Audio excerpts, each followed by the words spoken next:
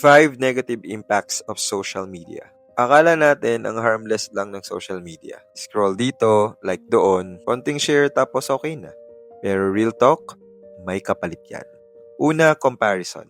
Habang nakikita mo ang highlight reels ng iba, napapaisip ka, bakit parang mas okay yung buhay nila kaysa sa akin? At doon nagsisimula ang insecurity. Pangalawa, addiction. Sabi mo 5 minutes lang, pero naging 2 hours na pala. Time na sana para sa goals mo at iba pang importanteng task. Pero naubos lang sa endless scrolling mo.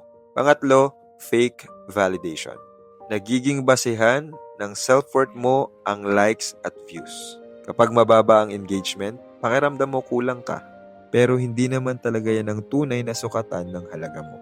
Pangapat, mental health issues. Overthinking, anxiety, at minsan, depression dahil sa pressure na makasabay at makapag-impress. At panglima, disconnection from real life.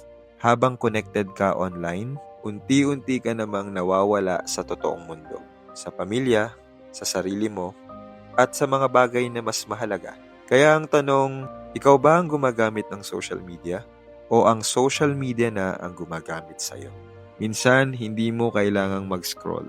Kailangan mo lang mag-stop at bumalik sa tunay na buhay.